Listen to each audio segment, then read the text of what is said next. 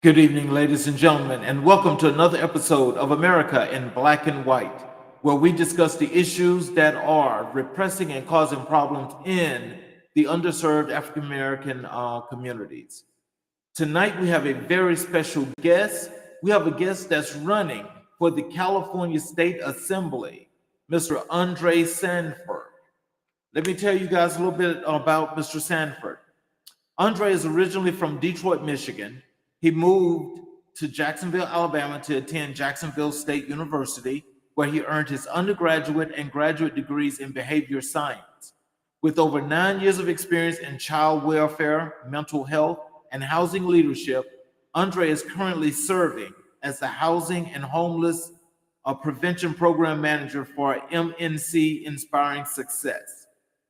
He is also a proud member of Phi Beta Sigma, an organization that engages in community service events in Oakland, California. Andre is happily married to his wife, Victoria Sandford, and they have a son named Omar Sandford. Andre's decision to run for California State Assembly District 18 was sparked by a traumatic event. His family was robbed at gunpoint in front of their apartment.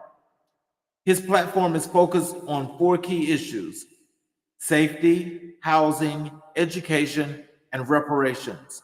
Andre is the first third party candidate in California history to move to the general election, making his candidacy truly a historic moment. What you guys also need to know about Mr. Sanford is Mr. Sanford being one of the youngest people to also run for the California State Assembly is a person that's actually doing an enormous amount of things, more than just within the community, but he's trying to show that leadership to let the people know that he is somebody that they should be able to follow. Um, he's leading by example by doing the things that really make him as best as he could possibly be. And I think this platform is one that's going to connect him with more people than he probably could ever imagine, because there's not only just people in his district, but people around the country that are going to be looking at this political season and some of the candidates that are running. As we have some of those candidates on the show, those are the people that are going to be making a really, really serious difference in their communities. So just as we are, getting through and we are getting ready for this show, I just thought it was just really a very important thing to make sure that you all know who this wonderful candidate is. And ladies and gentlemen, I introduce you all to Mr. Andre Sandford. Hello, Andre. How are you? I'm doing good, Charles.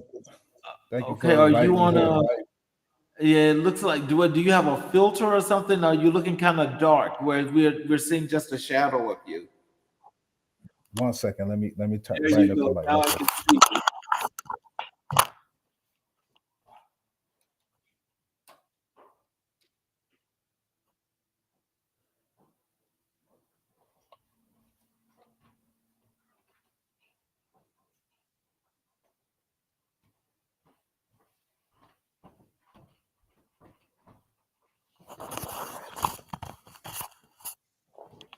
There we go. There you go. Can you see me now? So, yes, sir, we can see you. How are you today? I'm doing pretty well. I'm doing pretty well. Trying to just continue to run this campaign. It's a um it's a gauntlet. Every day is important, and so I'm just really just trying to stay focused on the campaign, knocking on doors, talking to business owners, talking to community groups, unions, just really be involved in all three cities of my district. So, before we get started, can you tell us what actually interested you to the point that, I mean, because I read in your bio about the robbery that your family experienced at gunpoint in front of their apartment.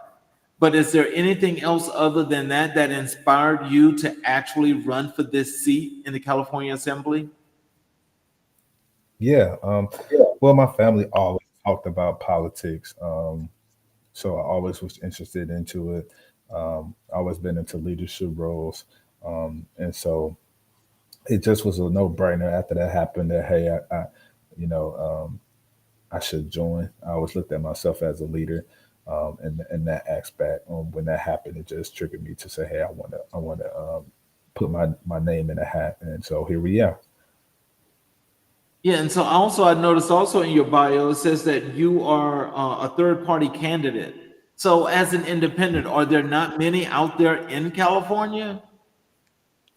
Um, I believe there's a few of us in California that is third party candidates. So I'm a part of the American Independent Party.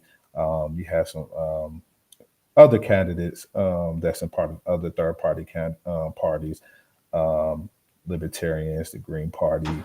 Uh, there's a few other parties that's a little smaller in California, but every state has third party candidates, and I'm a part of the American Independent Party, and I'm the first candidate to ever win and go on to the general election. So it's a great feat. So is the American Independent Party, is that just a party that's only out there in California? Because I think this is my first time ever hearing of that. Yeah, so uh, it's ironic that when I first applied to register for um, candidacy, I just thought that the independent party was just independent was me, you independent. So I dove into the independent party. At first, I couldn't step back from it. And so it was ironic at the time that I joined that the party was doing some revamping with its alignment as far as um, not being a segregated party. Um, they were not trying to affiliate with any individuals that was racist, and they was just moving away from that old party mindset and just allowing for themselves to be a true independent party. Which hence that you see that Robert F. Kennedy got the endorsement. He's a part of our party here in California, and so I aligned with him as well, and I aligned with the party. Okay, so with that being your inspiration, can you tell us what specific changes do you hope to bring to your community? Yeah. First, I want to make a community safe for everybody. I believe that, unfortunately, in our community, um, it has been a lot of crime, right? And so in my district, District 18, which is Alameda, Emeryville, and Oakland, we have two of the three that's top ranked in the top three dangerous cities in the state of California, right? So I want to make sure that we create a plan, which I have a plan. An assembly bill I will try to roll out. Well, I will roll out once I'm elected, so we can make it safe for everyone, right? And so within my plan, the first thing I'm tackling is sentencing. I want to make sure that sentencing is fair across the board. Honestly, I don't believe with rehabilitation, we don't need anyone that's in prison their first sentence longer than 15 years, right? If we truly rehabilitating someone, we don't need individuals to um, we don't need individuals that's an hour away from their family. Family need to be able to have parenting time, so we won't continue to have that cycle of children going into prisons. The standard of living in prison should be the same quality or better than where they at home, right? Because most people that go into prisons, we already know they come from low income homes, low income environments. So we shouldn't have someone going to urban get a hyper ghetto, sorry, into a concentration camp, right? We want to rehabilitate them so they should have the standard of living. And also, all individuals that's in receiving rehabilitation should have employment. And with that employment, they will first be able to save money. Second, so when they return back into the community, they can obtain a house, they can take a car so they won't reoffend. The second thing they would do was pay child support, right? A lot of families are hurt with that. Fathers and mothers being, we want them to be able to send money back home to their families, um, and really be able to support. And the third thing, to be able to pay for their, we $75 billion in debt. Um, and we need to be cutting our deficit. And I believe that's a great way to be able to cut our deficit by ensuring that inmates contribute to my way. 1 second, let me put Wow. Okay. my computer on the charger. I thought my computer was charged earlier. Sorry, technical difficulties. 1 second.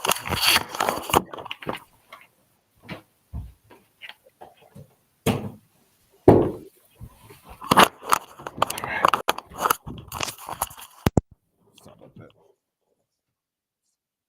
No problem. No problem. So I was listening to some of those things that you were talking about, especially for people in prison for 15 years and the justice system out there. So can you tell our audience? I mean, like basically, is it the California correctional facilities, or they're like doing things a little bit over the top or a little extra when it comes to prisoners compared to other states, or are they just kind of like running on its own thing because it's basically like a whole nother country out there? Well, California used to have the highest population in incarceration around like 10 years ago. They have changed with a lot of policies, and it drastically reduced, right? So we are not in the top 10 no more as far as incarceration. We have a lot of vocational trainings uh, inside of our rehabilitation centers. So they have been taking the steps to make our incarceration a lot better. I think um, the issue is right now we've been seeing an uptick in crime in the state of California over the last 4 to 5 years. Right, we have a proposition called Prop 47, and it allows individual to um, rob or commit thefts up to $950 without it being a felony, right? And so with those type of policies, it's allowing for individuals to, get a slap on the wrist. I believe that we do need to show support, right, with individuals, especially coming from low income families. And we want to make sure that they come back into their community and contribute. But we have to, one, ensure that they are held accountable, fair sentencing, not long sentencing, and ensure that our communities are safe. Right now, the community don't feel safe. Since then, we have some of the highest property theft, the highest crime in America, and the only way for us to be able to reduce that is for us to revamp it. It's coming, and if we're not involved in it, it's going to be detrimental to a lot of people, and we're going to see higher incarceration rates, and they're going to fill up those prisons once again. That's interesting. I think that's a really great one of you. That's a great issue to address because I think especially since you guys were able to come down with the incarceration rates in general. I mean, I'm just also wondering like, what does that look like when it comes to African American men and women? As far as the jail system and the correction system goes there, are there like an enormous amount of them there? Are they overpopulated with that one ethnicity like most of the country? I would say that black and brown people. If you want to be specific, you'll see an uptick of black people inside of the state population incarceration. But we've been doing a great job with a lot of DAs across the state to be able to reduce that. You'd have seen a few prisons actually close down in the state of California. So those numbers are going down. But we still see an overwhelming a population of black people inside of these incarceration, and honestly, it's just reflecting into the community, right? The community, we are not making sure that we are taking the necessary steps inside of our community, which goes into my economic development, right? We have to make sure that our economic development plan is in place, right? One of the things that we are seeing right now across the state, but especially inside of our district, with the state, we have a $75 billion deficit that our governor just revised the budget again, and we are, trying to have some cuts to make sure that we don't increase taxes, right? Also, and that's affecting the cities, that's affecting the districts, that's affecting non for profits, that's affecting businesses, which ultimately affects individuals and how they're going to their morale into the community, right? If they don't have a check, they're going to try to obtain it any way they can, right? And so we need to have a robust, economic development plan to ensure that individuals are at work. We got the state of California has the largest unemployment rate in the country. We have to make sure that people are getting to work. And it haven't been happening in my district, right? We've been seeing in Silicon Valley. We've been seeing in the last year over 30 businesses, Fortune 1,000 businesses have left to Texas and other states in the country. We need to make sure that those businesses feel that they are important. We need to give tax breaks. My plan is to get rid of the insurance tax break. One of the tax we have two taxes that the states have to that states have to pay, and I want to make sure that we get rid of that we are getting rid of, or at least slashing those the ETT taxes, right? That tax pays between 1.6 and 6.5% up to $7,000. So that's a huge amount of money. If you got 25, 50, 100 employees, some of these Seneca Valleys have 2,000 employees. They getting tax breaks and taxes. Texas killing us, right? And so we need to make it continue to make it an entrepreneur state in the side of our just the city of Oakland. In the last 3 years, 30 businesses had left.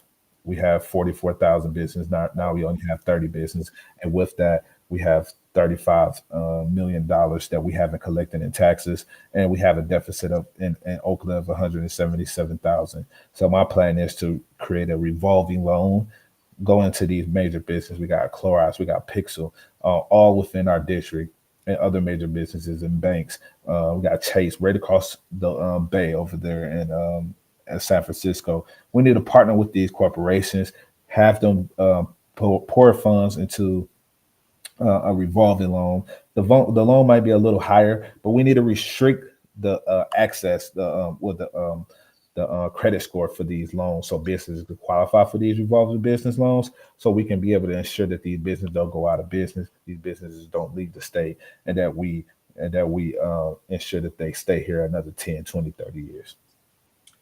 How do your personal values align with the needs of your district, and how will you prioritize them if elected?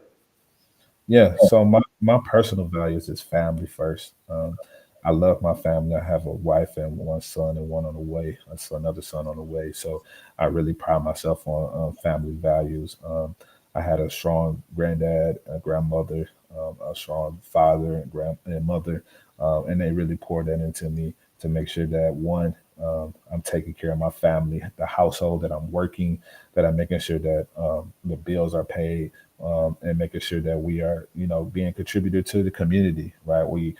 Taking care of our grass, we taking care of our homes first, and ensuring that we brighten up the community by helping others in the neighborhood, right? And so those are all my values, and then I'm definitely trying to pour that into this community. The love that I have for my family, I have for the community, and I just want to make sure that everyone in the community has those values and see that being reflected in our community. Well, I tell you, I could just imagine by being in an area, especially if it's more underserved than others, that resources have got to be short. Mhm. And if I'm not mistaken, I think I remember hearing you saying something about keeping businesses there in those in your district, in your communities, and so forth. Can you tell me, have you gotten out to? Had you had the opportunity yet to speak with any of these business owners or businesses to tell them about your platform, what you're doing, and how you need them to stay and to grow?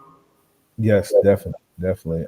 I've been going out to all the businesses in District 18. I'd have walked the beat in the primary in the general election, and they've been telling me exactly what how they feel. Right. I had one business owner.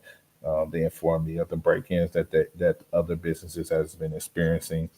They also been informing me of their struggle with obtaining loans right in the community and how valuable that is, right?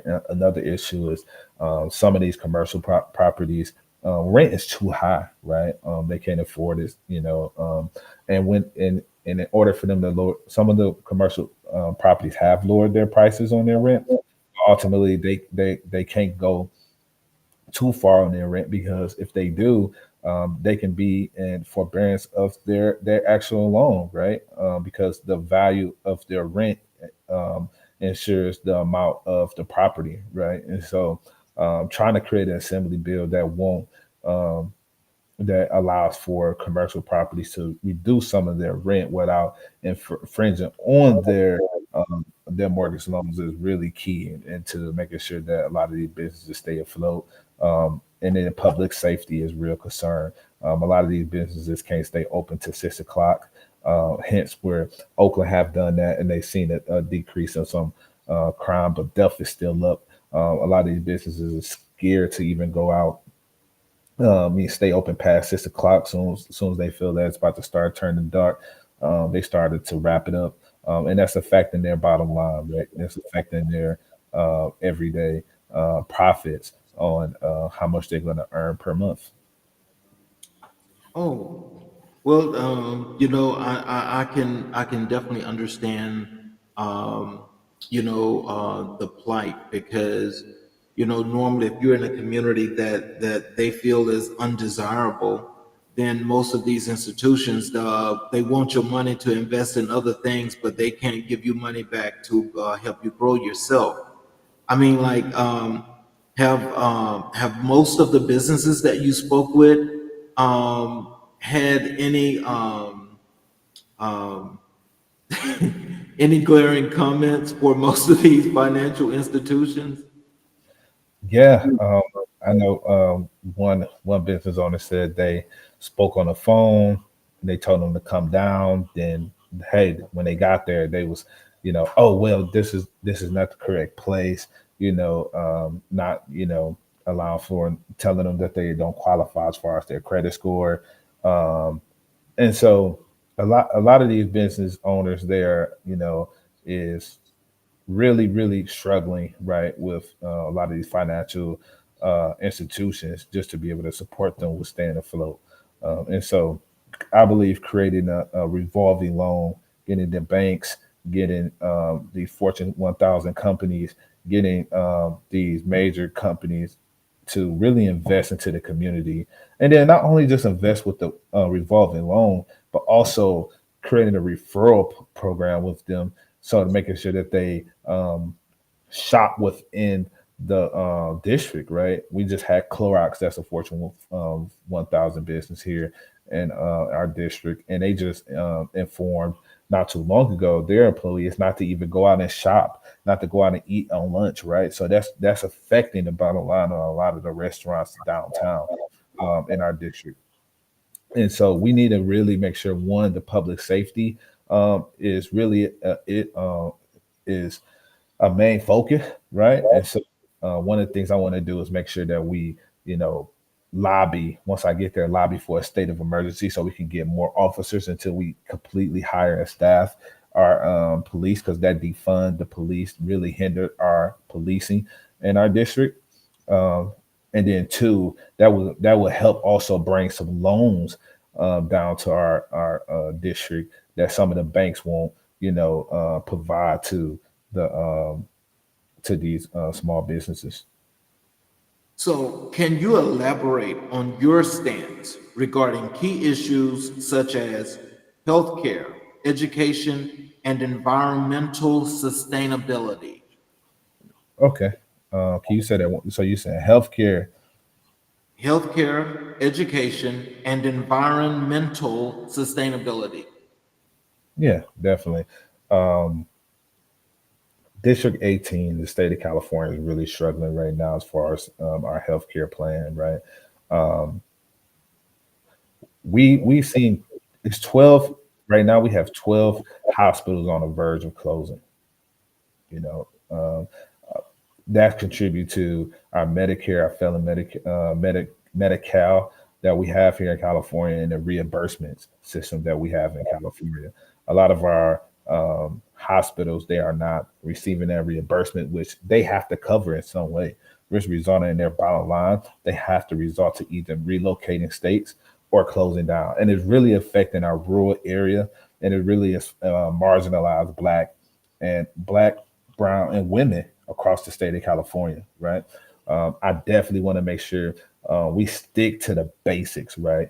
With our budget, we have to really get really basic with our budget and the essential needs, right? And healthcare has to be one of those important action items that we cover, right? Making sure that we cover it 80, 90% so we can keep our hospitals afloat.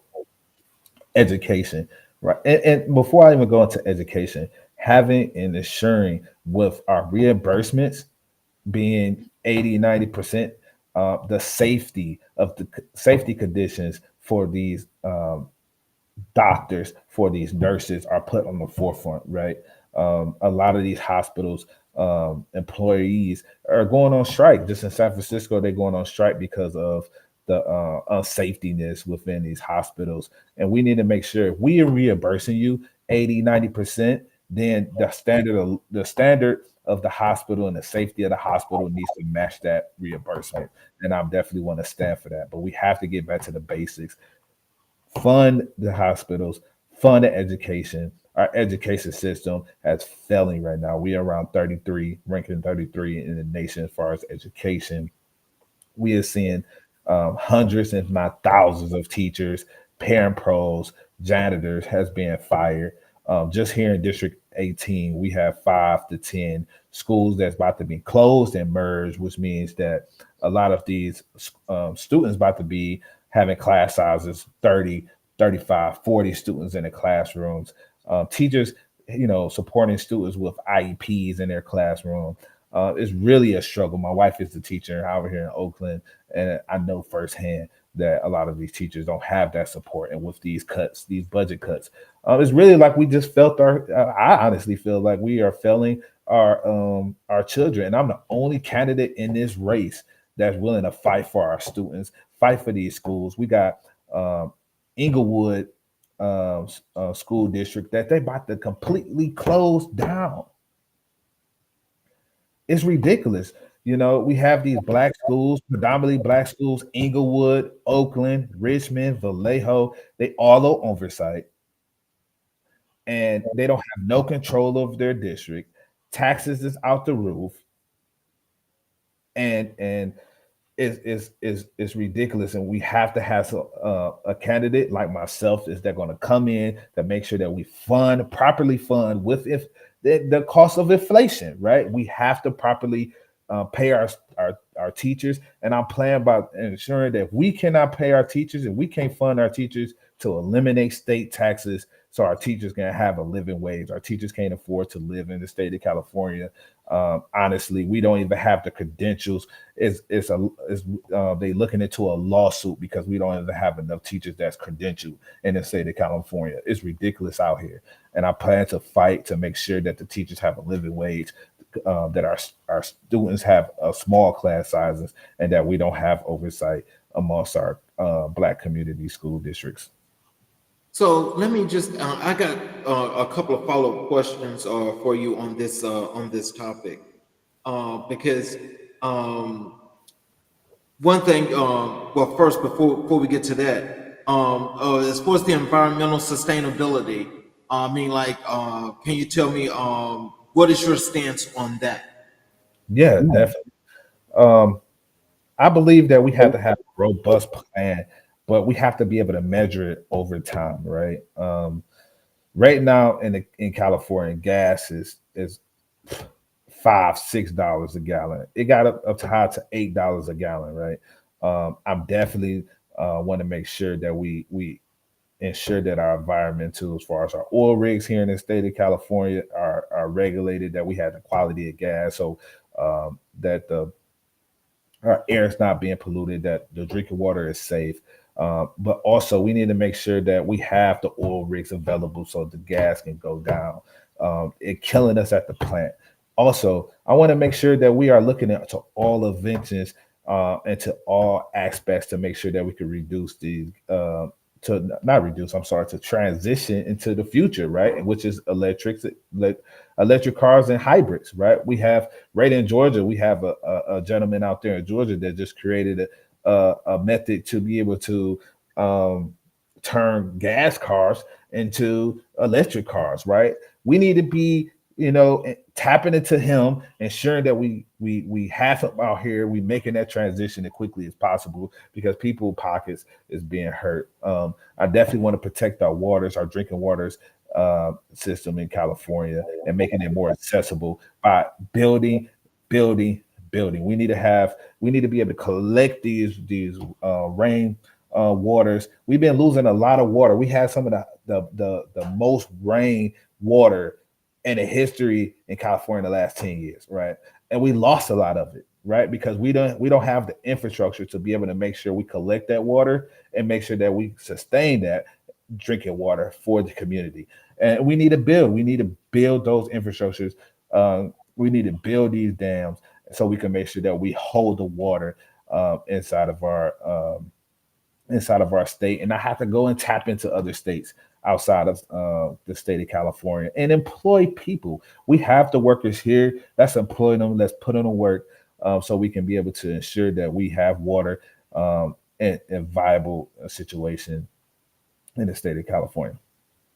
Now, my follow up on is I'm going back. I'm going to work reverse with the environmental sustainability. The thing that surprised me more than anything is that with California and all the resources that are out there, I found it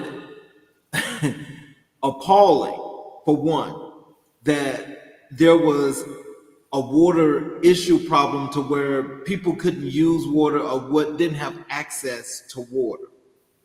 And what I'm trying to understand, and I know that it happens in different regions of the country, but with California having to get water from Colorado, how could that possibly be that with the whole Pacific Ocean there, that you guys have nothing in place that could filter the water for the people to use? Yeah.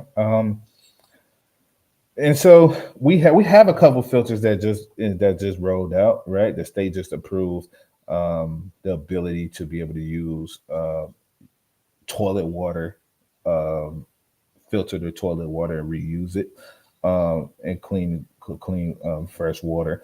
Some people oppose it, some people is for it. We do have the ability to be able to extract the salt out of the salt water out of the Pacific Ocean. I don't think that's a resource that people tend to want to jump in initially. But California has suffered a drought, right? We've been seeing some of the biggest droughts in California history. I remember going to Russian River in in Marin County, and I mean the water levels were so low that in some parts we had to get out and walk, right? And if you ever see Russian River is a river that flows. It has a lot of water, but it was ridiculous, right? And so we have to do better by collecting the water and really protecting our environment, and making sure that we don't leave an imprint inside of our state. But we have to collect this water, right? And we have to ins- be wise about how we utilize our water, right? We have a lot of farmers. California is the largest. It's the state that produced the largest amount of agriculture in our country, right? If you go to Central Valley, they producing corn, watermelon, strawberries, everything inside of Central Valley. They have dairy, cows, everything is amazing how much our farmers really work for our country and our state. And they need those resources. They need that water to be able to ensure that America is eating. And the only way we're able to do that is to build dams and then build streams so those streams can flow into the cities and that we don't have to rely on other states to be able to provide water to our farmers, our citizens. Well, what about the storms and the frequency and the in-depthness now of the storms that are impacting you guys out there on the Pacific Coast? I mean, like with I think if I'm not mistaken, that there's been like this surge of earthquakes, and there's like a volcano somewhere over there that's erupted. Then there's all of a sudden these rainstorms that are causing these mudslides. That's, as you say, when the rain. I remember the rain was really really bad up there, and they had Yeah. these mudslides and so forth. I mean, so are you and your team actually working with an actual plan that you want to introduce if elected to get into the assembly to work on those things? Yes, definitely, definitely. Um, and so California, and I could just say personally, I've been out here 6 years. Since I've been in California, we haven't had that much rain in our district, right? And I know the whole state of California, but since I've been out here, we haven't had that much rain. I've probably seen it rain the first 4.5, 5 years, probably 4 or 5 times. That's how much rain it was. It probably like one full of rain a year, right? Like, and we ignored in California. So imagine Southern California, right? And so a lot of places, a lot of cities was not ready for the rain that it came, the storms that came into these cities. But it really just put an eye opener into one global warming and what we have to get prepared for. We had hurricanes. We since the 5 years I've been here, I mean, sorry, 6 years I've been here, I never saw a hurricane that came from Mexico into San Diego up to LA. I think a little bit of LA. I think it was like a tropical storm once it started hitting California. But it really just was an eye opener about global warming, what's ahead of us, and how we should prepare and how we should be ready, right? And so a lot of cities across the the Pacific that's inland. I mean, that's not inland. I'm sorry, outland. That's off the coast. Is started to take those measures, starting to work with emergency planners, really started to work with the federal government, and luckily the federal government came in and in the time to make inflict state of the emergencies to be able to give them the access and resources and funding they need to be able to rebuild effectively. So I'm planning on to ensure that I continue that effort, continue to work with cities on a local level, right? And that's what we have to do as state officials. I think the government sometimes could be the state government can not really extend their reach and really support these cities, going to these cities officials, the mayors, city councilmen, and ask them, hey, what do you need, right? What transpired? Do you need support with ensuring that y'all have sandbags to protect, the coast, right?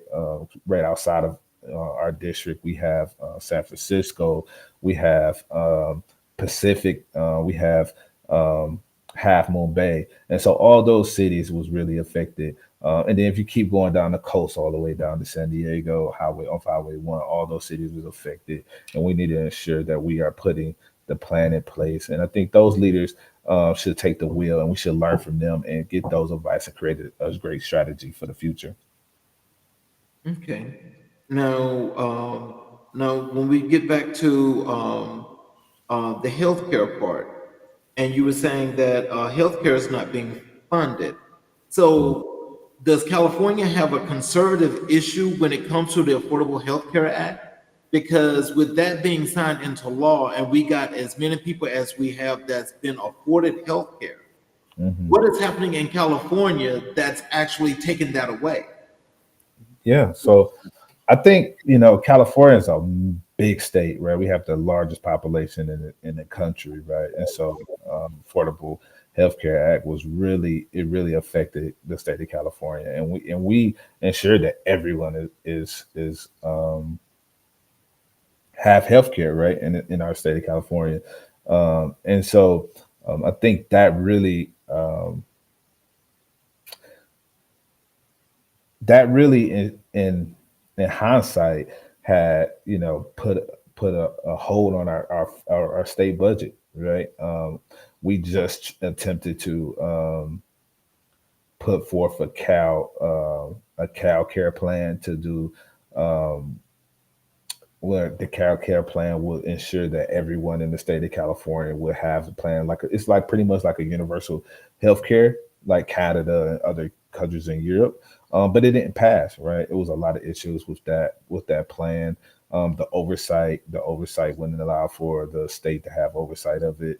Um, the the the the real issue was the reimbursement. You know, with the Cal Care plan, they will pretty much regulate the reimbursement funding of it, and which would entice a lot of these hospitals to belly up and leave. Right, and so with the competition, with the other states saying, "Hey, we can take Kaiser, we can take Sutter Health away from you," right? Um, a lot of those assembly members just couldn't risk it at that point, right?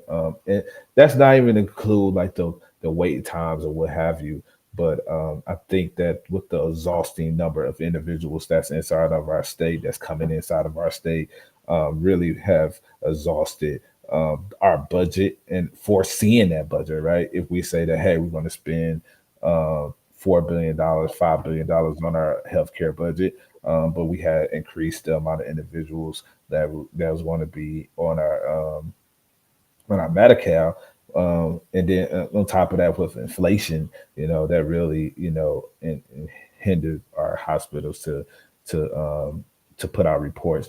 Outside of our district in Berkeley, Sutter Health stated that in 2020 and 2030 they have to shut down, which will be exhaust our Sutter Health that's in and that's in Oakland, that's inside of our district, because Berkeley is right on the border of our district, right? And so we seeing the effects of the amount of people that we are supported with Medi-Cal, and we really need to ensure that we have a plan uh, to reduce our not reduce our the people that's on there, but to ensure that we have a balanced budget with our healthcare, right?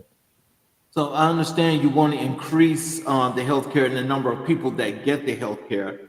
And if I'm not mistaken, because I remember reading the story about Medi-Cal, and Medi-Cal was actually put in place supposedly when the Affordable Health Care Act was passed, that made healthcare affordable, to make it that much more affordable for people, especially out in California, because the cost of living is so high.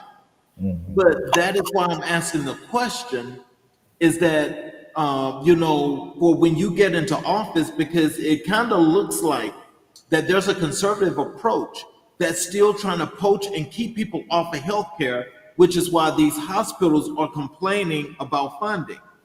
And they're complaining about funding is because they're not allowed to raise the prices like they used to. And so I think that is the reason why they're closing. Or is there something else that I'm missing in that formula? Right. So just to recap on your question, you said that um, the reason why they are closing is because individuals are not allowed to receive health care, and Those hospitals don't want to treat their patients at the affordable price for the Affordable Health Care Act, which is basically federal law that covers each and every state. And so you got some states that take that conservative approach, that they find a way to circumvent the law and kick people off of healthcare anyway. And so Mhm. it sounds like out there in California, because there are so many hospitals that are closing, they're closing because they are refusing to do what the law says they have to do. That's why Mhm. they're moving to other states. Yeah. That's my take. So Yeah. I mean, tell me if I did I miss anything there? I mean that's definitely what definitely what's going on. Definitely, you seeing individuals that hospitals that just with that's exactly what it is. The reimbursement, what I've been saying before, the reimbursement for them is not meeting their bottom line, and so they're saying, hey, we can't continue to be able to take this funding. Affordable Health Care Act mandates that you treat everybody, and you take everybody. And so with that, a lot of businesses say, hey, we're going to leave, right? And so it's definitely, I mean, and affordable healthcare is across um the country, right? Everybody has it. Is, I mean, it's on law, right? But the reimbursements, the amount of money they're being reimbursed is different per state. And due to the amount of individuals we have on Medicare, they are able to negotiate, right? So the MOs, that's the pretty much the MOs is the medical middleman between the Medicare, um, the hospital, and the individual, right? And so the state, informs the MOs of how much money they're going to get per year per for supplying it, right? So each region has their own MO, right? And so when they go into negotiate it, the MO saying, hey, we can give you for if you guys saying $700 for to treat this surgery, give and take, we can only give you 500 of it, right? And so over time, you keep only getting 70% of your funding. How is you going to cover that, right? You're going to have to reduce, and then on top of that, you have to have you have staffing issues. Individuals want increase in the wage. We had COVID, a surge where we had to hire a lot of staff member, increase a lot of salaries, the cost of living, the inflation, and so they're covering so much. They're covering the maintenance of these facilities. They are covering the procedures. They're covering salaries. They're covering the safety and the procedures.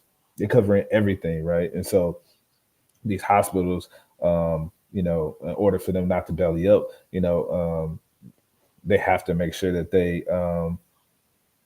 they're just so they won't belly up. Some of them are leaving. Some are belly up. I think in LA, MLK um, bellied up, right? Was it MLK or the hospital before MLK? I can't remember, but in LA they experienced the same thing. A hospital said, "Hey, they was distracted out of their with the reimbursements, and they left, right?" And if you want, you can say it's like these hospitals are taking a conservative approach, but it's a business, right? When you look at a business, you can't, and I don't want to say we looking at a business because health is should be equated across the board, right? No matter what. But we have to, one as a state, find a way to make sure those prices are reduced for the hospitals, right? Making sure that the prices are reduced is making sure that we, work with the federal government, work with the states to make sure that the hospitals don't have to pay so much money for the procedure equipment that they have, making sure that they don't have to pay so much on the on their on the equipment that they have in, and the other items that they have to buy across the state, I mean across their hospitals, and so they can reduce their budget, and so they can be able to afford to keep afloat. But a lot of these hospitals are finding it very difficult for all the changes and demands that they have, and it's unfortunate because you know we can't treat health as a business, and I don't want us to treat health as a business, but the hospital runs as a business, just like a lot of not-for-profits runs as a business, and so we have to treat it as such, and we have to be realistic because if we don't be realistic, we're going to continue to have more hospitals that close down in our state, and I don't want that. Yeah, I don't think nobody wants that. And one last follow up to this is, can you tell us how does the funding in the state of California goes when it comes to, because it's divided in half as north and south. With you guys sharing the Bay Area with San Francisco, how does funding goes to the city of Oakland? Is it funded properly? Yeah, so the state of California is I mean, you have the southern Bay, I mean Southern California, Northern California, but the state don't divide the budget. It's one state budget that the governor approves for the entire state of California, and so the funding is allocated appropriately, depending on your population and the need of your city and district, and the state assembly along with the Senate. They their role is, and what my role is as a would be as state assembly, will be able to increase, decrease taxes to support with managing the state budget, and then also and so with that, I will also lobby for community businesses, for corporations, and also citizens for funding for various resources we need inside of our district. And so that's how the state budget works. And then how we foresee it is off of taxes, right? And so the money generated from the state is based off of the employment training tax, the ETT, and so and then also the employment insurance, the UI, and so that's where we get our funding. And then we also get funding from federal government as well, and so and then it dispersed the funding accordingly within various departments. You have the education department, you have the public safety department, you have the transportation department, agriculture department, and they disperse it. And then they also have RFPs that provide resources to non-for-profits. Right now, the city of Oakland is in a $177 million deficit. That's inside of our district. Then we have Emeryville, that's in a $4 million deficit, which I believe they should be able to manage without increasing taxes. Um, but Oakland, we are in a deficit due to businesses, and due to businesses not paying their taxes, and then to the public safety um, as a whole. So it's a lot of collective reasons in why we are in a deficit, but we have to ensure that we balance our budget in the next couple of years. And that's it. And by balancing it, we're going to have to make some tough decisions, right? That nobody want to make, right? And with that, that's going to be employment being cut. You seeing that right now in the city. They are talking about cutting employers.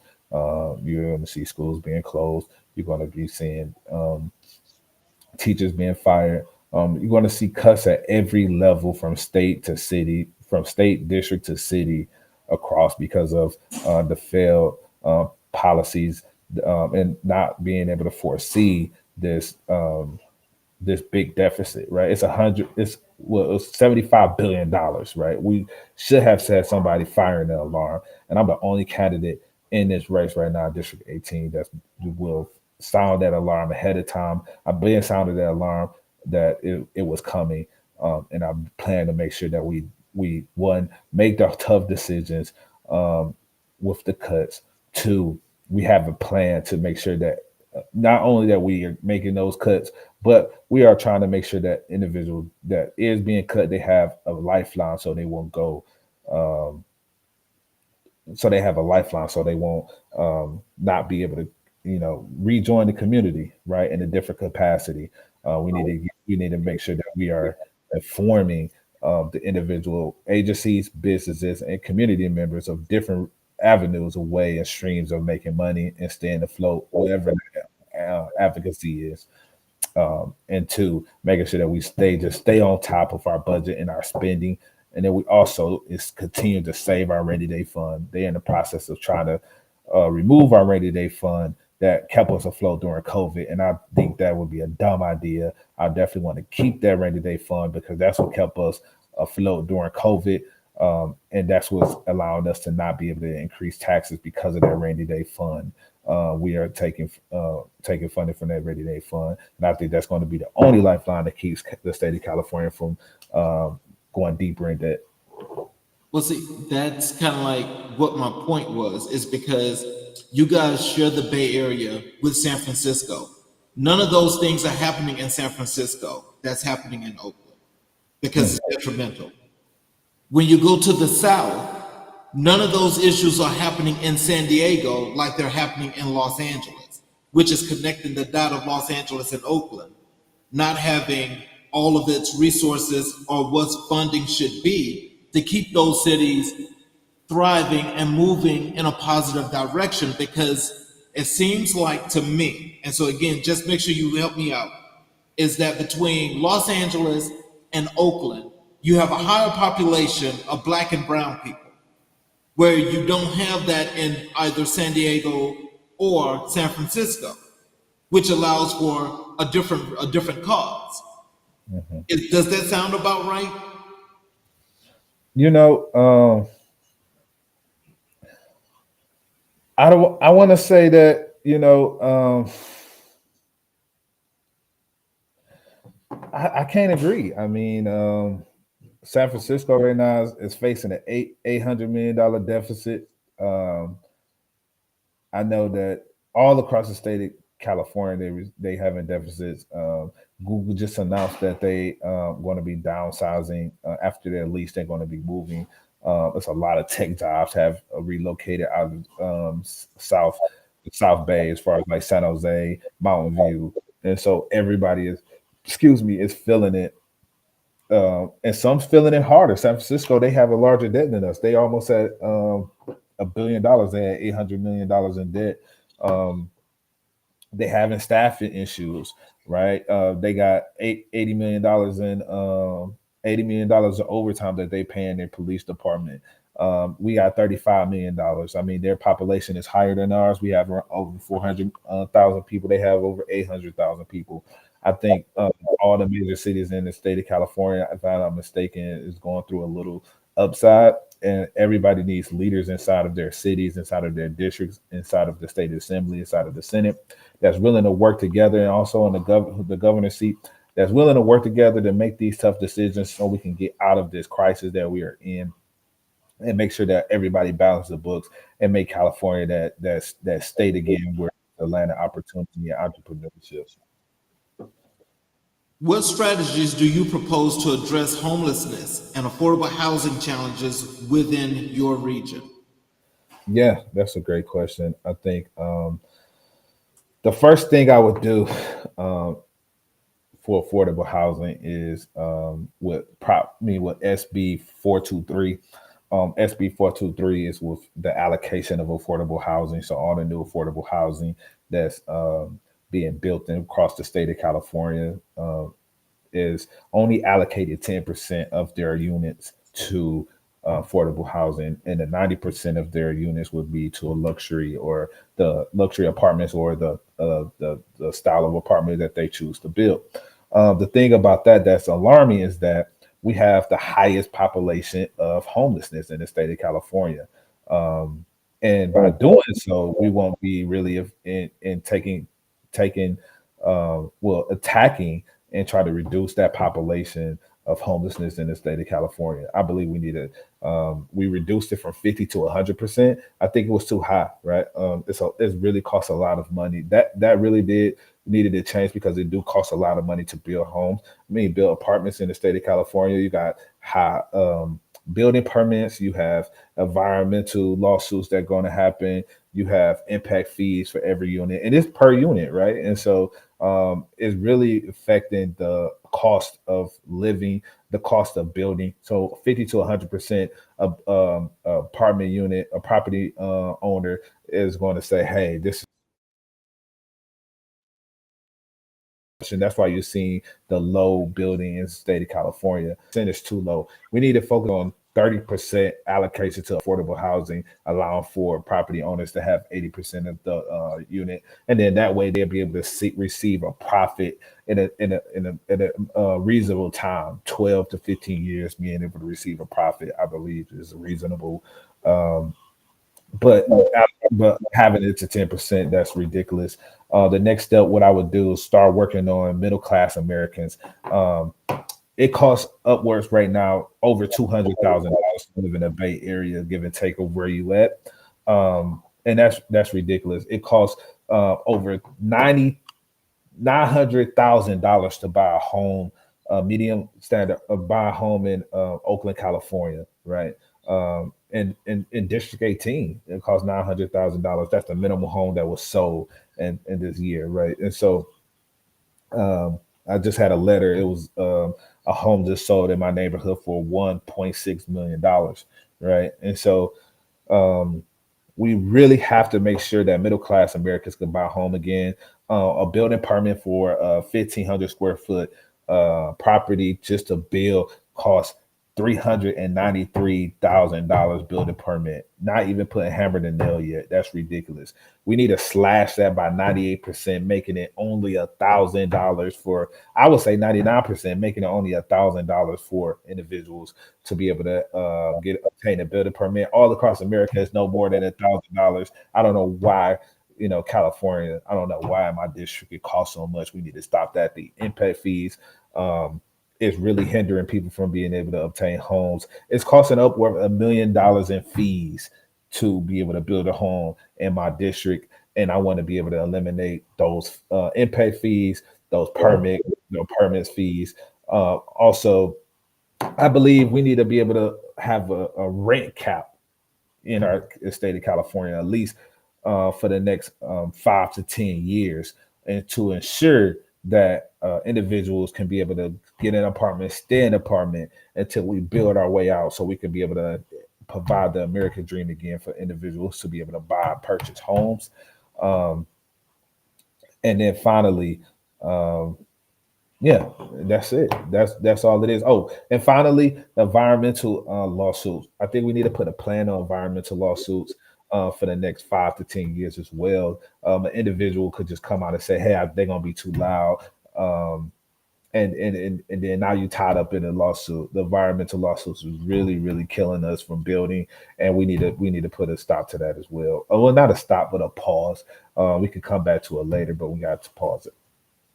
So, how are you going to implement this to the people in your district? And how are you going to get this information out so they can know before time what's taking place and what you're going to do about this? Yeah, so I conducted town hall meetings, and I want to continue to conduct those town hall meetings to allow for individuals to come out and hear my plan, um, and so they can know exactly what I plan on doing. And then I also can get support, right? I think a lot of times individuals think, hey, we're going to go to get a guy elected. He's going to go up there. He's going to write these assembly bills, and then poof, it's going to happen, right? Our current my current colleague who holds the position right now, I believe she only has 6 bills that have been passed since her whole tenure since 2021, right? So we really, what that tells me, we really need to have that support. We really need to have that support from the community and to build that morale across the state of California so we can push these assembly bills to the finish line and on the governor's desk. So we can get a little bit more in depth about an issue that we discussed earlier. How do you plan to support small businesses and stimulate economic growth in your district? Yeah. So my plan to be able to support small businesses is about 2 ways, right? One, well, 3 ways. One, the first thing, you can't have a society unless the city is safe, right? We have to make sure the city is safe downtown. We need to make sure the city is safe, um, not just downtown, all across the districts. The second thing, because if we all see if people is not feeling safe, they're not going to shop, they're not going to go out, they're not going to spend dollars, and we need for them to feel safe and comfortable spending dollars instead of going elsewhere across the state of California. The second thing I want to do is create a revolving loan with businesses, corporate and major businesses and banks, so they can pour into a loan, and that cycle could continue to go, and and we can continue to ensure that businesses have that lifeline so they can be able to continue to function. The third would be to ensure that we have a referral process, right? A lot of times, our businesses are not meeting their quota for their bottom line per month is just because they don't have that resources outside into the community, right? They don't have that foot traffic. They got social media, but they don't have that big following. And right. And so the way we're going to be able to do that is by having everybody together, all the businesses working together to make sure everybody business is thriving. So, having those meetups with businesses so they can talk about their businesses, so they can share out about their businesses, so other business leaders can learn about their business, so they can share about their businesses. And then we could, while customers coming in talking to them and saying, hey, I really like this dress, but and then they see their husband right there, he's just fiddling his thumbs, right? He not doing anything. We could say, hey, right down the street, I have a gentleman shop that he has some nice clothes. Maybe you want to go check that out right after this, or maybe while your wife continue to shop here, he could go down the street and be able to shop with them, right? And then vice versa, right? Or I know, right down the street is a good smoothie shop you want to go check out. So we have to have that referral process within businesses to be able to make sure that businesses are thriving. So Have you been able to establish a really good working relationship with your local district office of the SBA? um, I've been in communication with the SBA, um, but I'm continuing to work with all the chambers, and I want to continue to make sure that they know who I am, and I want to be able to earn their endorsement and their support, if that not anything else. Okay. What measures will you take to ensure transparency and accountability in government operations? Yeah, I honestly like the idea from Robert F. Kennedy the third by putting everything on the chain on the blocks. I think that just having the data accessible 24 hours a day about our spending, about our funds is needed, right? We are seeing some reports that's been coming out on about spending across the state of California with our nonprofits, um, and trying to hold them accountable. I think it needs to be live, to be streaming live, so all citizens can sound the alarm when they're seeing dollars not spent correctly, um, and and and and really be able to hold people accountable. I think it's no other way for us to do it, if unless we have it streaming 24 hours, 7 days out the week, um, a day. That's the only way we're gonna do it. In what ways will you advocate for marginalized communities and ensure their voices are heard in legislative decisions? Definitely, as being a black man in this race, I definitely feel that um, we seeing that minorities in the state of California. And I mean, we are a minority. Just state the facts that black people in the state of California is a minority, um, all across the state, and we have limited access to our voice, right? And ensuring that one, we having those town hall meetings. I'm hearing from my peers and saying, hey, you know, they telling me, hey, we need more funding for infrastructure. We need more funding for schools in our district. We need more um, police officers, right? We need more accountability for our police officers. We need an oversight. Me listening to them, me taking that back to my peers in Sacramento and advocating for them is the way that minorities will be heard through me as a minority, especially as a black man, a minority, and in all levels in the state and in the country. I think that it would definitely go hand in hand with my candidacy and my approach and making sure that minorities have a voice inside of legislation. So, how do you intend to collaborate with other political leaders to achieve bipartisan solutions for your state's challenges?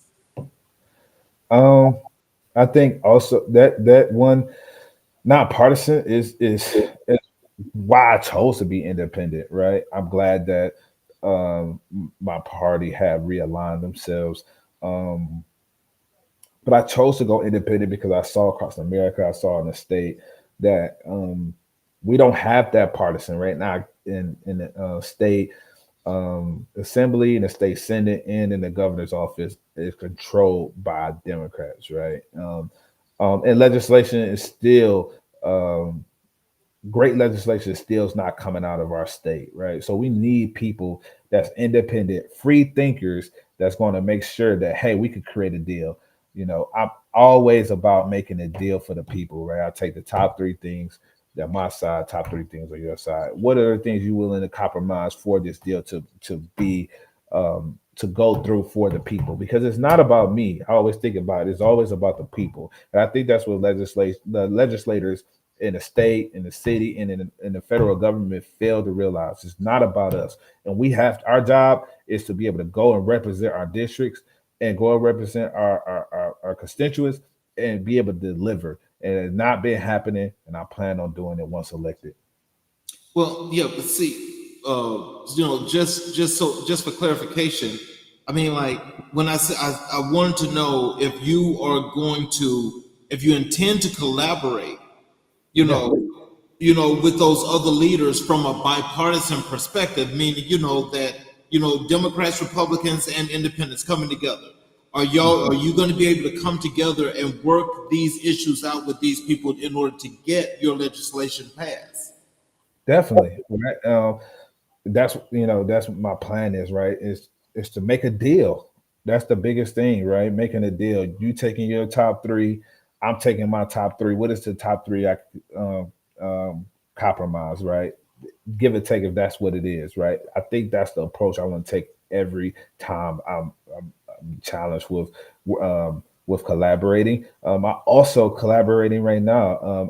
I communicate with Republicans. Communicate with independents. I communicate with Democrats on my campaign trail. I just don't stick to one party. That's the biggest thing about being an independent. I have to be able to move and shake in the rooms, and I want to take that experience that I'm having right now on the campaign trail straight into Sacramento and to be able to collaborate with all parties to ensure that the people are represented and we are getting the policies passed that's going to affect them and make their lives better every day.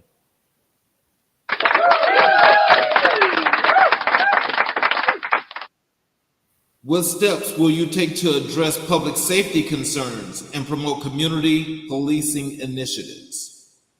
Definitely. First thing I want to do is with public safety concerns is getting rid of Prop 47, right? The safety concerns, these small businesses, Prop 47 allows up to $950. Um, we also have a proposition that allows for individuals to be able to rob someone with a gun, and if it's not loaded, that gun charge can get dropped, right? And so a lot of people are scared. Like, hey, they're telling me they pointed a gun. There's no bullet in the chamber. There's no bullet in the magazine, the gun charge drop, right?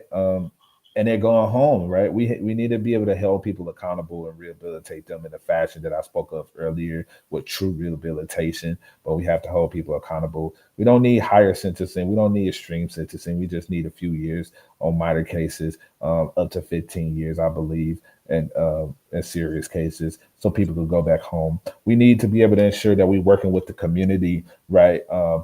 And going old school, making sure that we have these community watch programs back into the community, making sure people really communicating with the police officers. Um, because I always tell people it's not just the police, right? It's us as well, and then also getting rid of the Mumford Act, right? The Mumford Act was racist when it was implemented, and so the Mumford Act prevents individuals be able to open carry. We already had it where it was illegal to be able to conceal carry. The Supreme Court in New York, they ruled that it was illegal, so we can conceal carry. But we have so many legislators that's infringing on our Second Amendment right. And I'm hearing outside. I just heard today that an individual was assaulted at the lake, and that young people was assaulted at the lake with a gun. And we are not able to obtain CCWs, right? And so we can't be able to protect ourselves in a blink of an eye. And then the police is taking 2 hours to get there because we defunded the police. I have to be able to get elected so we can, one, fund the police.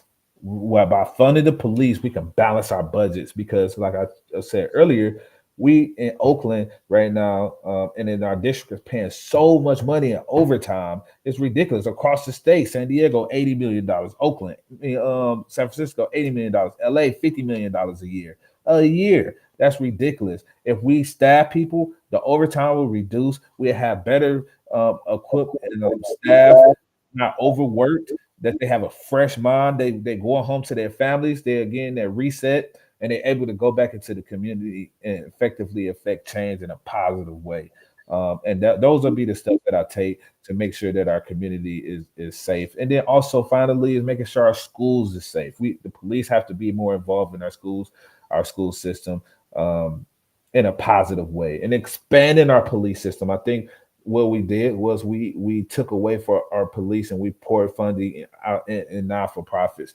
We need to be able to expand our police, be able to find social workers in our police system, community leaders in our police system, and then that'll allow for the community to actually feel involved, to actually know these police officers, to actually be able to be one with the police and trust the police system and not separate it. When we defunded the police and put more funding into elsewhere to these other programs, what we did was we further separated ourselves from the police instead of coming together. And I want to be able to unify our communities and be able to employ those programs inside of the police system. I want to ask you a follow up question on that because I've noticed that you have the really strong belief in the police department. Mhm. How have you been able to bridge that divide with your community and the police? Have you actually had a sit down with the police and the community and talk about some issues to be solved, or how did that work, or is that happening? Yeah. So I mean, in my time, I was able to work with some great leaders in the police system and also into corrections. Right. I used to um, and and with that, with my time working in the police system with those great leaders, I think that it allowed me to have a little trust. But I did go to school in Alabama. I went to Jacksonville State University. I did go live in Georgia. I lived in Atlanta, right? And I lived in Stockbridge in South Atlanta, and I experienced, police brutality, and I've seen how police officers can be really detrimental to black and brown people, especially myself. And so my view on the police is if we do not engage in the police, if we are not involved with the police, it's going to continue in a way we are seeing all over the TV, right? If we saying, hey, we don't want police, what's going to happen is what happened in Oakland. The crime is going to go up. We're still going to say we don't like the police, and we are not going to get anywhere. Changing that narrative is the only way we're going to do it by being positive and working with them aggressively, supporting them, showing that we need them because we are a lot of the business owners, a lot of the homeowners, a lot of the renters, a lot of the people around our district. They want the police. When they get robbed, they call the police.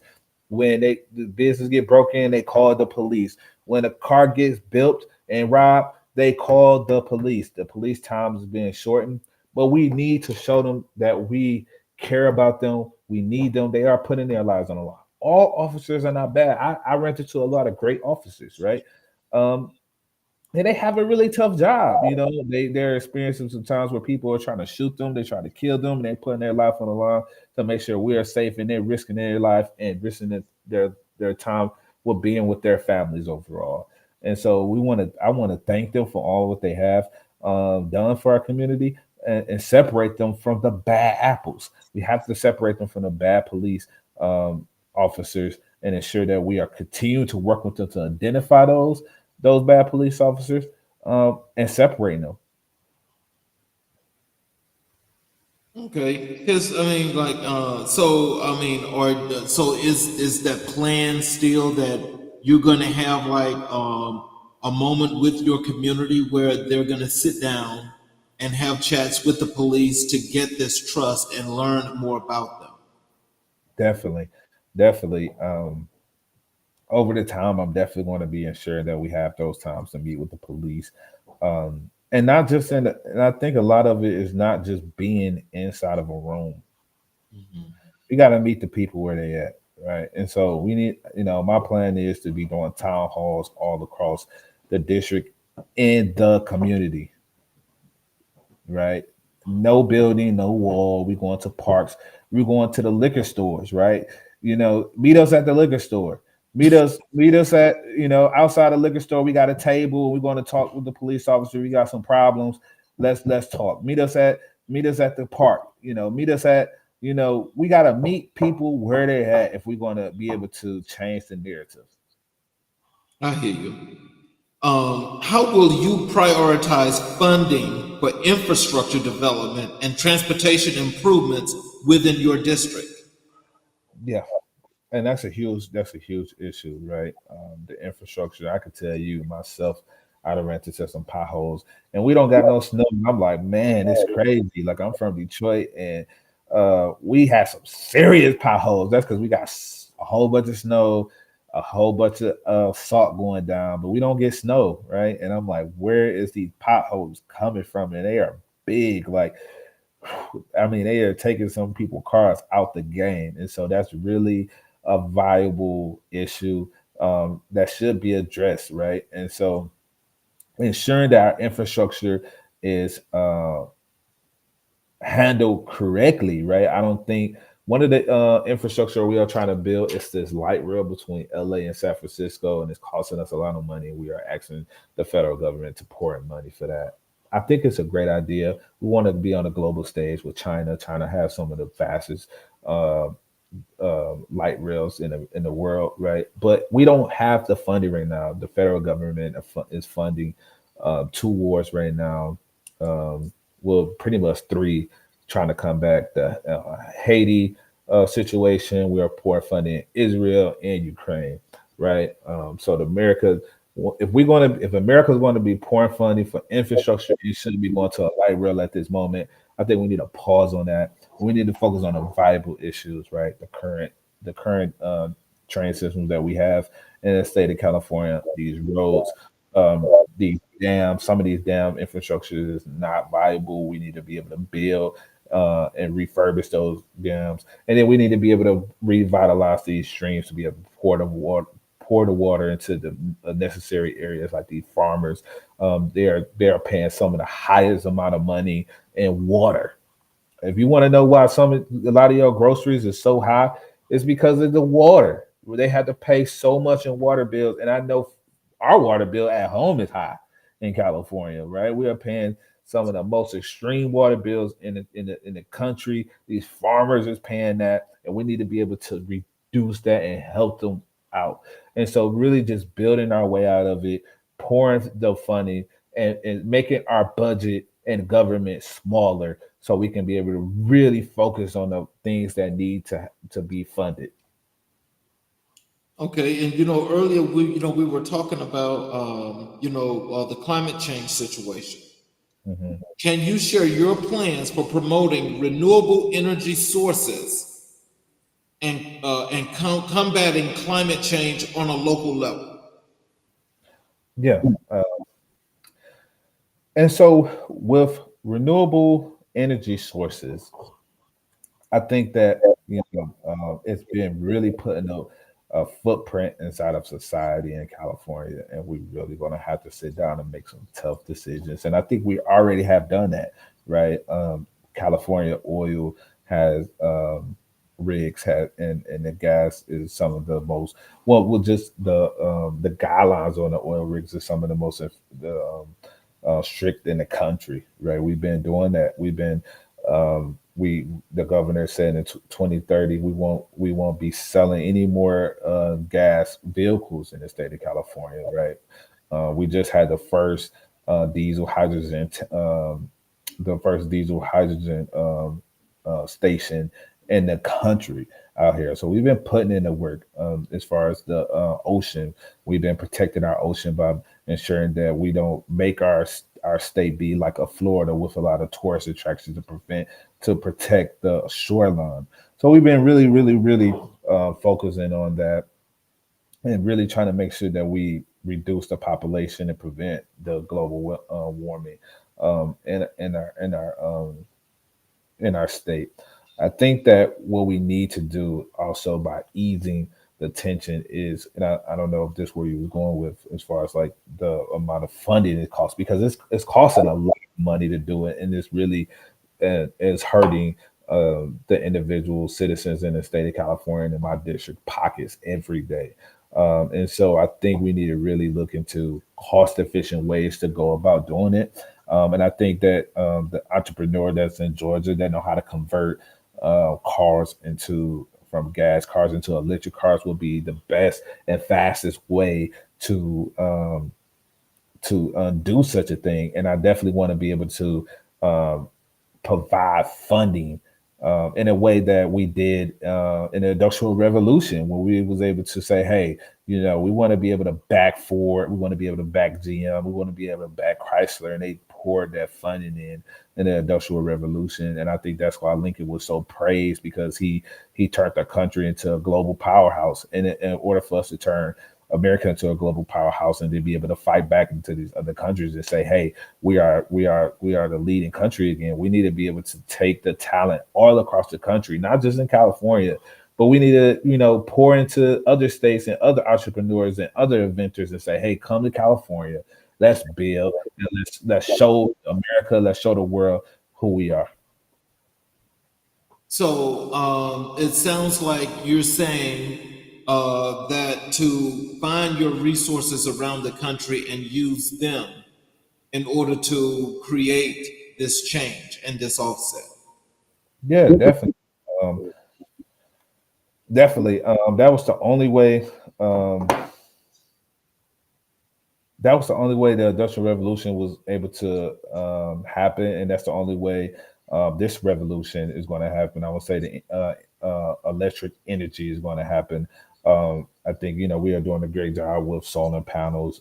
The state has been given paying for homes to be able to um, put solar panels onto their home, and it's really been effective as far as like um, making sure that we reduce the cost of our PG&E bill. I don't know if you heard our PG&E bills has been through the roof. Um, and it's really been effective with preventing fires, right? Because of PG&E, I think it was 2021, 2022. We had the record breaking fires across the state, right? All through the state of California, northern, southern California.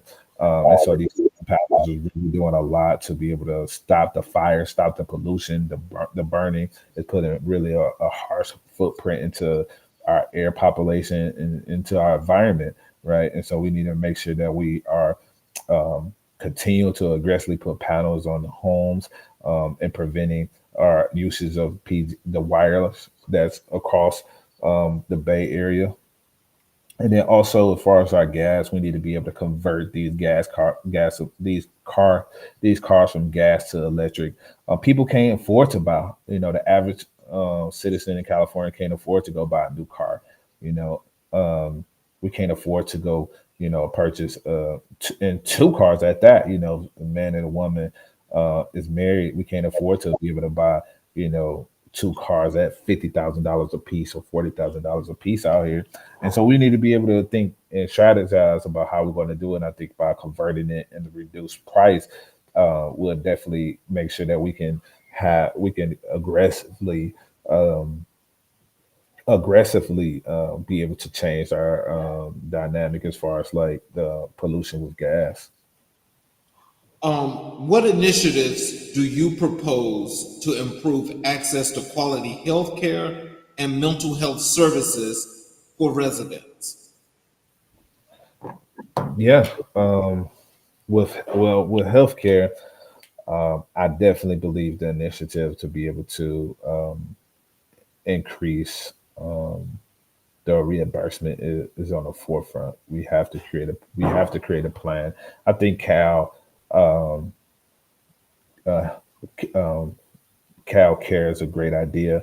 We just have to be able to strategize, and I plan to do that. I believe universal health care is essential.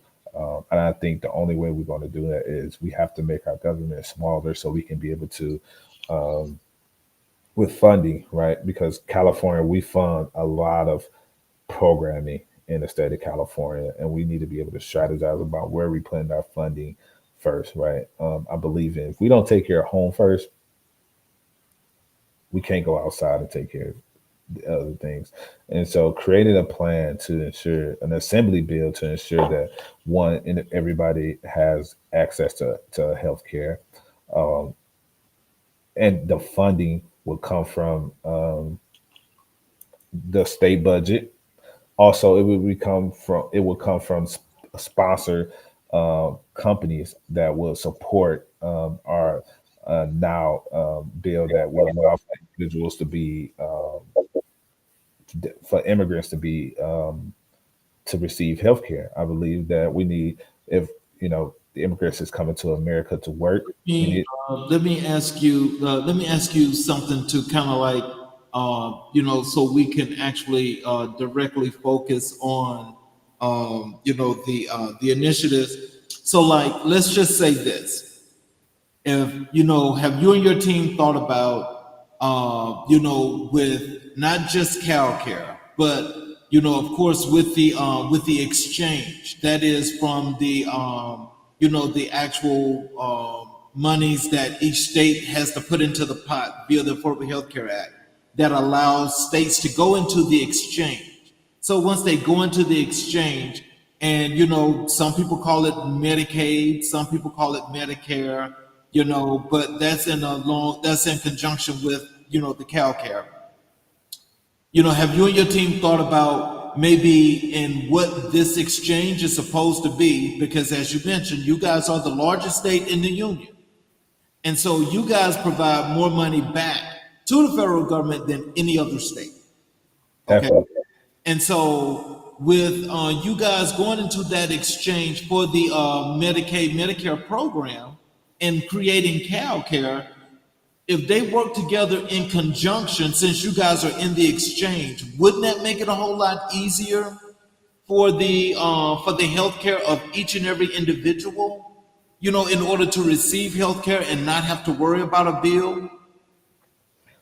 Yeah, I think definitely it does help, but we have MOs, right? And so we have to pay the MOs in that middle conjunction. That's one of the great things about CalCare. What it had done, it allows for it to do just that. What you're saying right now, for us to utilize uh, um, Medicare and also Medi-Cal to be able to reduce a lot of funding, and that's what just was proposed, and that's what's implemented to be able to soften and provide more funding for the state of California hospitals to receive funding to soften their blows, and then we also provided a loan, $100 million of loans, so they can be able to at a 0% rate, so they can be able to pay it back effectively without having to pay back any interest. But I definitely feel like that is correct, right? And that's what CalCal was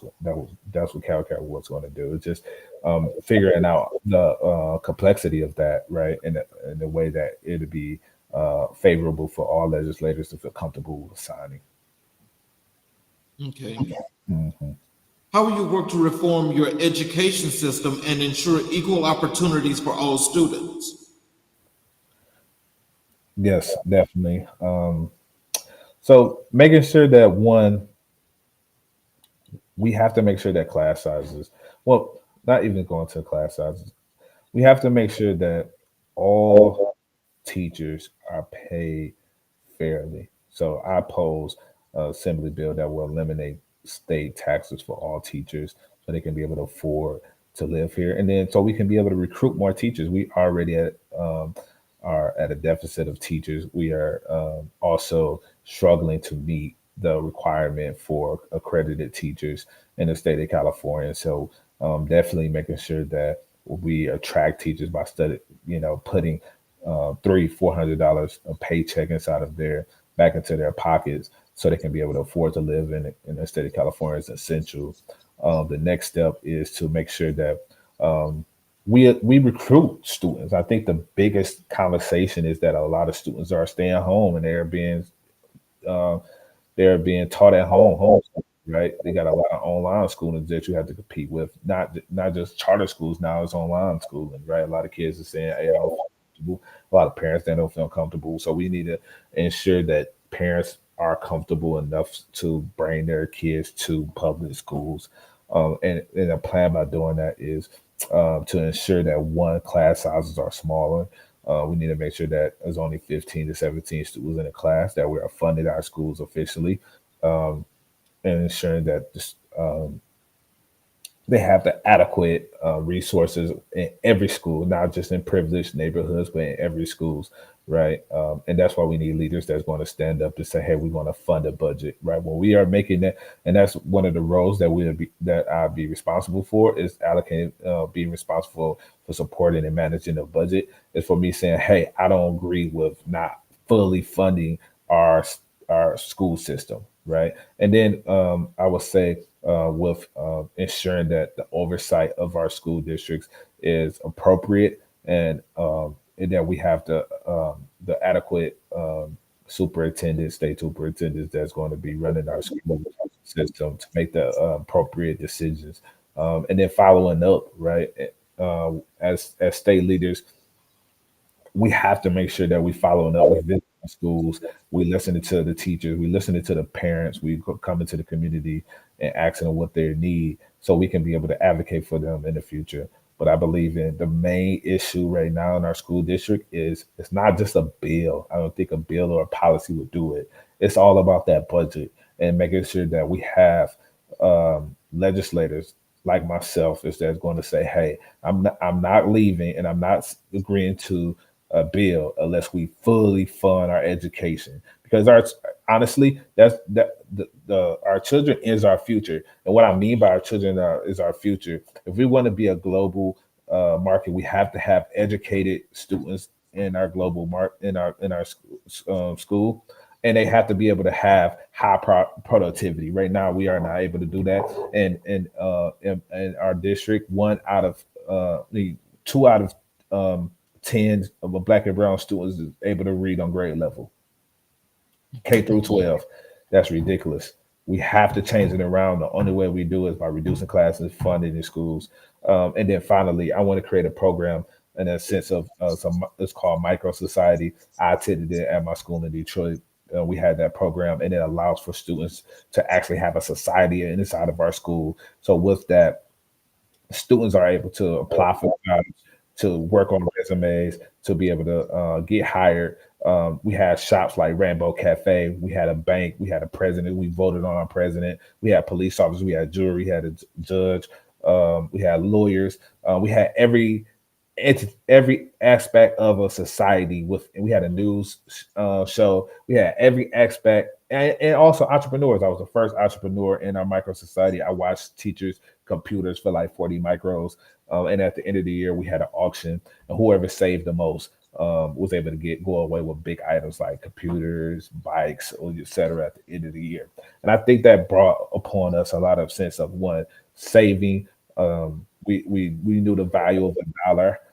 Also, we was able to create a plan early on, and then also we was able to figure out issues that went on in our society. If somebody we had to change the deaths, we was able to figure out a plan about how we was going to police our policing system. We was able to create a plan about how we was going to move forward in the future, and our teachers and our principal allowed in a micro society, um, they allow for the students to lead, and that was really great. And we had some really great leaders that came out of that. And I believe the state of California will be really really uh, will really benefit from that. And then finally, just to throw out there, vocational training.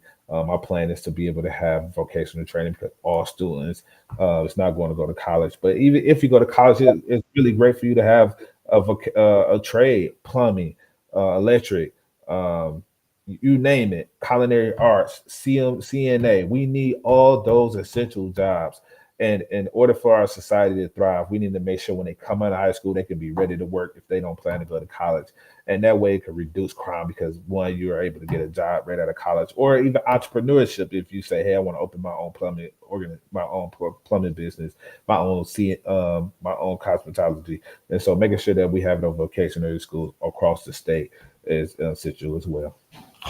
So let me do a follow up on that because I think it would be probably tell me if you think this is pretty simplified that and if there's a reformation that needs to be done is to re-implement affirmative action and DEI because apparently your education system out there seemed to have taken on a whole new look when the Supreme Court struck down affirmative action, and now they're attacking DEI, which means that anybody that does not look like a white person should not be in college or should not have a proper education.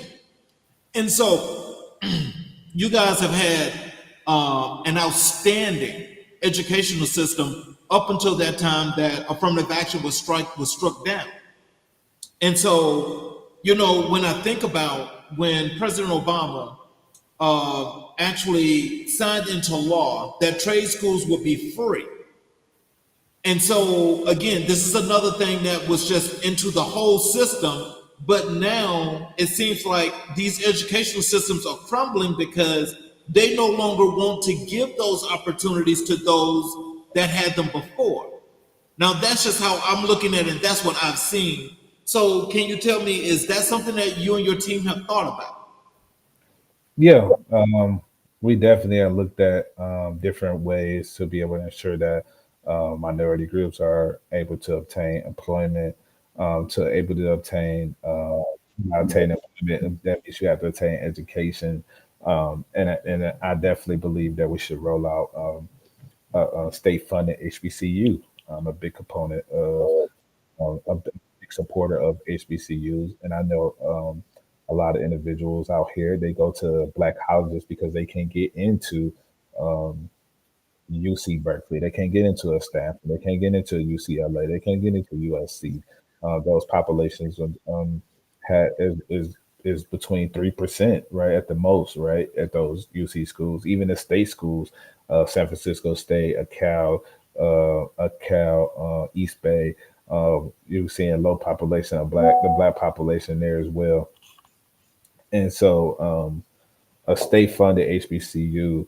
I mean, we have over 2 million black people. A state funded HBCU would be just right for the state of California. We just seen something presidential with Sacramento State where the president has a black union for their population. But I think we need to go a step further, right? Because eventually, if God forbid he's not present there, he's not working there, they need to reduce funding. God forbid if a donor say, "Hey, we don't approve of that," or what have you. There's a protest or a lawsuit that might partake because of individuals saying that they are not feeling that it's not inclusive, then I think that is going to be a struggle. And I think the only way we are able to do it, have a HBCU, it's not through it's not through the state initially. I'm a supporter with it. I definitely want to pass it, but I don't think it would go over well in the state assembly or through the state senate. I think the only way we'd be able to have a HBCU is we go through the church. I believe the AME Church, the CME Church in the South, they're really big supporters of education. If you look at their budgets, those two churches alone are spending 30, 40, 50% of their budget in higher education. Well, not even higher education, secondary education. I think, I've been really just trying to put the key people together with HBCU uh, regarding HBCU education in the state of California, San Francisco. They have a hybrid program where they're having some students. It's kind of like a study abroad program they have in where it's like HBCU students come in here and they can apply and take classes at SF State or SF, San Francisco University. But as a in the grand scheme of things, it's not that HBCU feel they don't feel protected. They don't feel, well, it's just started this year, so I'm gonna say they don't feel protected, but they're not going to get that camaraderie. I think it's enough churches out here with enough funding to be able to put forth and enough buildings to put forth for HBCU. in a smaller scale, on a private scale, then we can privatize it and we can control it and not have to worry about anyone having a lawsuit and it being tied up in court because affirmative action is out due to the Supreme Court. So it would be very difficult to say, hey, in a state, we want to get rid of affirmative action um, in the state, right? I mean, you can. I mean, we can possibly find a loophole way to get go through it, but initially, all in all, I think the only way, especially with us having a $75 billion deficit, the only way we be able to do it is we get the churches involved, and we fund our own the black churches involved, and we fund our own HBCU. I understand that very much, and and I know that this is probably an issue that you and your team are probably going to have to work a long time at. But I mean, if my tax dollars are paying into the education system, but you got schools like USC and UCLA that are trying to keep me out, and it's national news for what they did, and nobody was held accountable for the actions of them attacking the students, them locking students out the school, and just refusing to actually teach them. So I think that's something that needs to kind of like, that's one of the things that I know that's going to be pretty big, but it's not just out in California. That's all over the country. And so again, like I said, the whole country is unraveling because we have a justice system that's showing is rearing its ugly head. And it is saying this one thing. If you are not a white person, you are not going to get the opportunity that you deserve. You're not going to get it. And so I think that's a problem on its own. And that's something that I think not just for you that's getting ready to come into the California Assembly, but I think for many people that are running for all these many different seats around the country have got to address this issue and they've got to face it head on. That's going to be a tough issue for you. I know it is. But I just wanted to ask that question because, it's important to just think about that. I mean, how do you think your constituents feel like, that since they're paying tax dollars like everybody else, but they're not afforded their same opportunity? Yeah, definitely. I honestly, I'm really as an advocate for a state HBCU. I think that would solve the issue because I know that the because let's just be frank, right? You trying to go into UC Berkeley, they out of undergrad, they want a 3.9 GPA. You want to go into USC, they want a 3.8 GPA. You want to go to UCLA, they want a 3.9 GPA. You want to go to uh, majority of schools in California, they want a 3.0 or up, and that's just at the state level, right? And then once you go into the UCs, UC Davis, and all these other schools, they want 3.4s, 3.5s, 3.6, etc. Right? And so we got our black population and our brown population. They growing up in urban ghettos. I mean, not urban ghettos, but hyper ghettos. I don't keep saying urban ghettos, but hyper ghettos, where we're just seeing that a lot of these schools are being closed down. They packed in schools. If they not packed in schools, they don't have the resources. Um, and so what happens there is that these individuals can't compete on the level to get into the schools. And some of these schools are, saying that, hey, the SAT scores might not, count as much, or, we might let you do a letter to help support you from getting into some of these schools. But ultimately, a lot of these individuals, not because they can't compete, right? Because they are not smart enough, right? Because, I was fortunate enough to have a second chance. I went to school uh, and I had a 1.9 out of high school, and I graduated with 2 degrees out of Jacksonville State University. I was very blessed and fortunate to be able to do so. But a lot of people don't have that opportunity. A lot of people don't have that chance, right, to be able to do that. And Jacksonville don't even enroll people with a 1.9 GPA. They roll people up their GPA, but they really based off of their SAT scores. You have to have, I believe, a 20 to get inside of into Jacksonville State. So it's really, really imperative that one, we are making sure we start from the beginning, getting our kids prepared to be able to go into these schools. Because right now, and I'm just attacking right now. Right now, with affirmative action being gone, they are not protected as far as being able to get in school. So we need to be able to ensure that we are supporting, we are pouring into our children with that plan. And I'm planning on making sure that I continue to be in these schools, and ensuring that I'm, providing some type of resources or some type of training for these kids so they can be able to compete on that level. The second thing we need to make sure that we do for as far as competing, as far as affirmative action concerned, is help me on the state level with fighting back, right? Being able to find, different avenues for our black students and brown students to be able to enter into these schools. And if not enter into these schools, be able to find schools outside of the state of California, and then transfer in or find the different ways as far as community college. In California, community college is free up to next year, right? So a lot of individual students may have benefited on going to community college first and then transferring into a 4 year college. And that's a great avenue initially at first. So hopefully I'll be able to vote to expand that free, education at community college, ensure that they have that support and get ready to compete so they can be able to go into a Cal or UC or even state level schools. And then when that time comes, on a federal level, when they be able to reverse the affirmative action, being ready on the state level, because California was the first state in the union to be able to get rid of the affirmative action, is to say, hey, I want to reverse affirmative action to make sure that we are able to, you know, right the harm that happened to our community and continue to happen to our community, and give them opportunity so the next generation can be able to be on the playing field. But to be, because affirmative action was only for the last 50 years in general, and then last that long in California.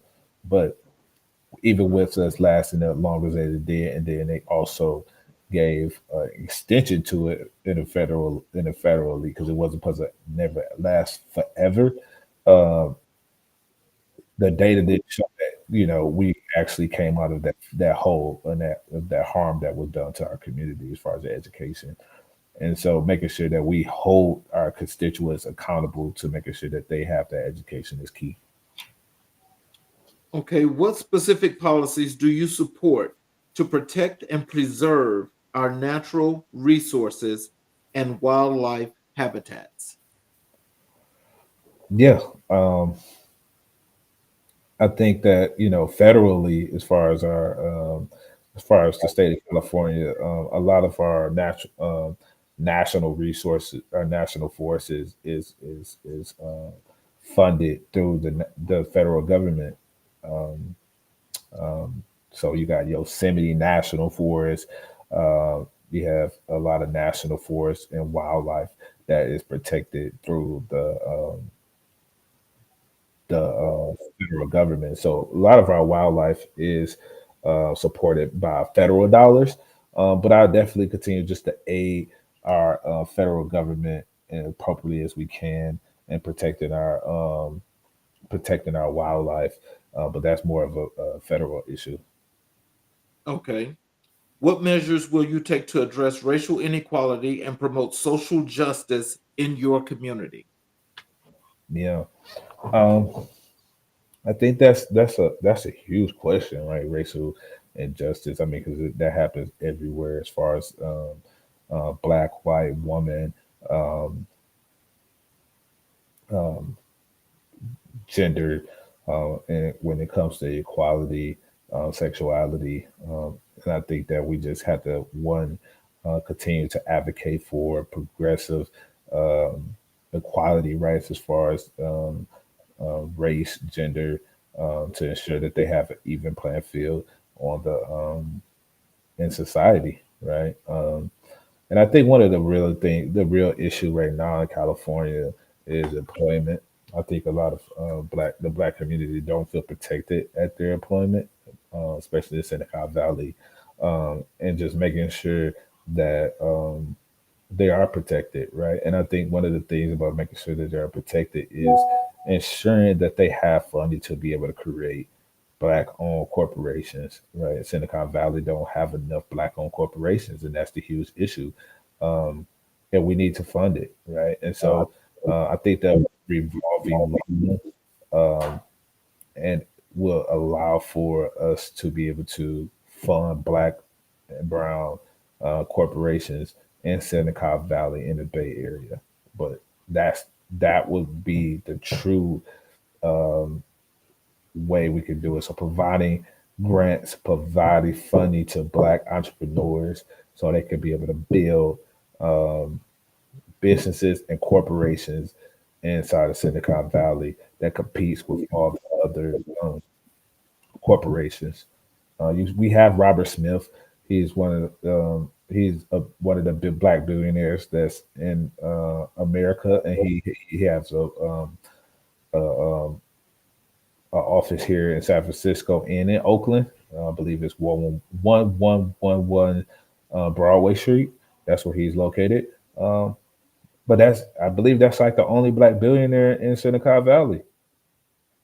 I might be mistaken, but I think that's the only black billionaire in Silicon Valley. We need more. We need more black entrepreneurs in tech. He's a tech business entrepreneur, and we need to be able to support them. Okay. So where can voters find more information about your policy proposals and campaign events? Yeah, you can go on my website at www dot Andre Andre Sanford Sandford for assembly.com. Okay. And so if people wanted to contact you and ask you questions or to get information from you, is that also the same place where they should go, or is there another contact? Definitely. You can go on my website and I have my contact information. I have my email. My email is Andre Sanford for assembly at gmail.com. And then my phone number is right there below as well, 510-299-8459. And if you call me anytime, I'll be able to answer and support you. So, in closing, is there anything you like to have your constituents know what they should be, what they should be ready for, what you need from them, what you're going to be getting out to them in closing? Is there anything you want to get say to them? Yeah. So in closing, I want to just thank God for allowing me to come on your show. Thank my wife and my mother and my family, um, and I just want to be able to just thank everybody who came on the show today to hear from me. I really appreciate you from listening out. And then I definitely need support because the campaign is not free. I've been funding my campaign 100% on my own. Um, well, not 100%. I've been having some grassroots donors, but I definitely need donors to continue this campaign. We need to be able to buy signs. We need to be able to pay for texting. We need to be able to pay for campaign ads and media boosting on all social platforms. So I definitely need you to donate 5, 10, 20, 30, 50, $100 or more if you can. And if you would like to do a reoccurring once a month, whatever your donation, whatever how big or small it is. And if you can't donate at this time, I know how hard it is in America right now in California. And so definitely just appreciate your support. Go follow me on my social media. Go visit my website, and I greatly appreciate you all. Well, ladies and gentlemen, you've just heard Mr. Andre Sanford give you guys his platform. We are supporting him, and we need all of the support to ensure that this young man wins that seat in District 18 in the California Assembly. That's Please right. follow him. Please vote when you need to vote, ladies and gentlemen. Do not wait around and just think about it or whatever have you. Go You vote. know, Please remember that. vote. Yes. November 5th. Yeah. But actually, it's November the 5th, but October the 7th, the absentee ballots will be mailed out to all of my district members. So October the 7th, that's when the date of election starts. So once the absentee ballot come in, vote Andre Sandford. Vote Andre Sandford. If you go in on day of election, vote Andre Sandford. We really need change in our assembly. So thank you all. Please have a good night. Thank you, Mr. Sanford, for blessing us with your presence.